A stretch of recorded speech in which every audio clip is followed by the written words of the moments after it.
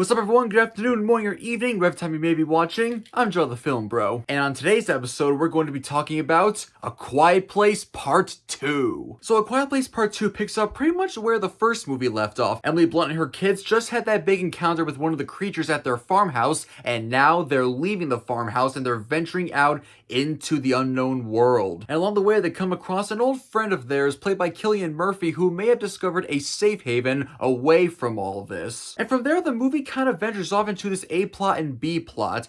The A plot being about Cillian Murphy and the daughter venturing off to find this safe haven, and the B plot about Emily Blunt and the son staying where they found Cillian Murphy, staying safe with their newborn baby. And from there we get a lot of the same stuff from the first movie, and we get some new stuff that works to the film's advantage, but also some stuff that works to the film's disadvantage. First of all, this movie feels a lot bigger and a lot grander than the first movie was, which is what should happen with a sequel. A proper movie sequel should always feel larger than its predecessor. It should introduce new things. It should expand upon its horizon. And this movie literally does exactly that. For example, we kind of do what The Walking Dead did in its third season when introducing the governor and a new group of people and all these new colonies and some bad people who have gone off the edge in a post-apocalyptic world. I really didn't think that a movie like this would be able to pull something like that off, but when you see it happen in the movie, it comes off like, yeah, you could actually buy something like this happening in this world.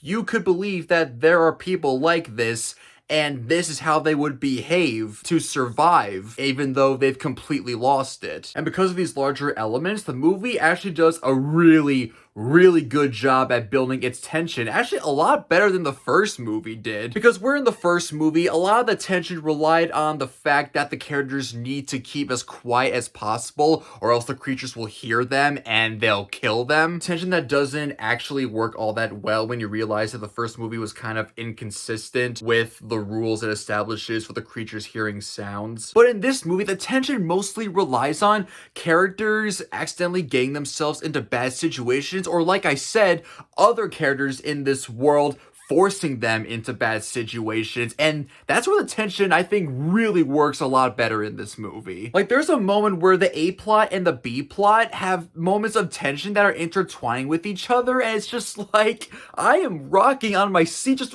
wondering what's gonna happen, and that's also a great way of making both of these separate plot lines feel connected and not completely separate. And the movie's climax also does something like that, intertwining the A plot and the B plot in a very poetic way, but that also comes with its disadvantages. We'll get to that. And something else that I appreciate is that where the first movie was more of a straightforward suspense thriller, this one adds a little bit more action into the mix, again, adding to that feeling of a sequel feeling large. And also, once again, the performances are great all around. I mean, Emily Blunt continues to be one of my favorite actors. God, I love her so much, and once again, she brings it in this movie. And Cillian Murphy is also great in this movie. I love how his character shows what happens when someone like this in this world is all alone. They've lost everyone. Because in the first movie, we see this family, they have each other, they have someone to love and care about and to take care of, to protect. And Cillian Murphy, he's all alone in this movie. On the one hand, he kind of falls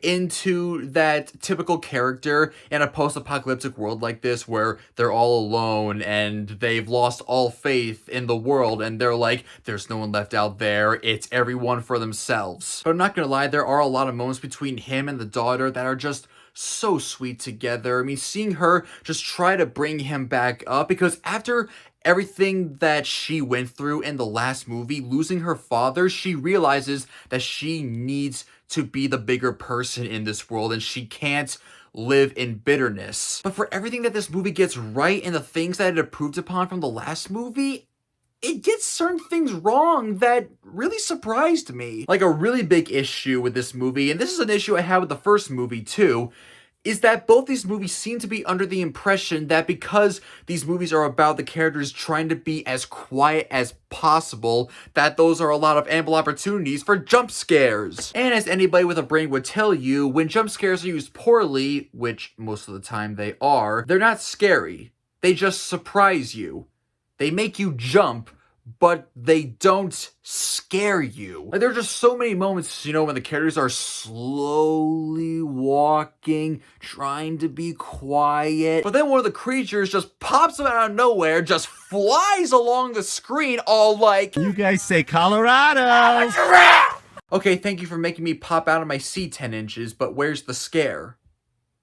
And not to mention that Jimin Hewson, I really hope I'm pronouncing his name right, is completely wasted in this movie. And I'm beginning to realize that he's wasted in a lot of the movies that he's in. I mean, this guy is such an underrated actor, and he's always sidelined or secondary in so many of the movies that he's in. Even a movie when he's like a main character, like in Blood Diamond, next to Leonardo DiCaprio. Even still, Leonardo DiCaprio is the main character of that movie. This guy has been done dirty by Hollywood so many times, and it's really starting to irritate me. I really thought he was going to be a big deal in this movie, like he was going to play a bigger part, but he's barely in it. He doesn't show up till the third act of this movie, and then he's gone just like that. You get one of the most talented actors working today, and you waste him. And then we get to the climax, which, without giving anything away, it feels a little too familiar to what the first movie did.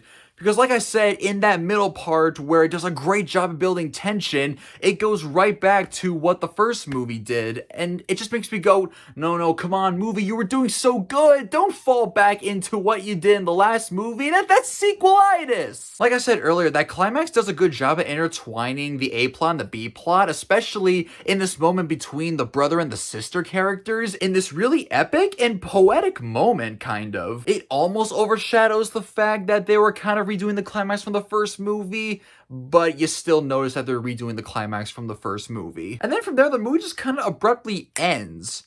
Like, it just stops. Just goes, okay, yep, roll credits, go home now. Granted, the first movie also kind of had an abrupt ending, but I think that ending works for that movie. And here's an interesting thing. When I went to see this, there was a little behind the scenes clip that played before the movie started, and in an interview, John Krasinski said that he didn't really intend to make a sequel to this movie. It was just going to be a one-off thing. Like, he said that he didn't intend for this to be a franchise. And that's why I think the ending to the first movie works, because it wasn't banking on the fact that there was going to be a sequel, and then the sequel just happened. This ending tries to rely more on there being a sequel, and I gotta tell you, if they don't end up making a third movie, my view on this movie is going to be a little more tainted because of that. But I can't imagine that they would just stop right here where they did and not make a third. I mean, that would piss a lot of people off. So if and probably when they do make this third movie, who knows, maybe it'll be the best one yet, because this movie does show that John Krasinski did learn some things from the first movie, even though there were certain other aspects that didn't work.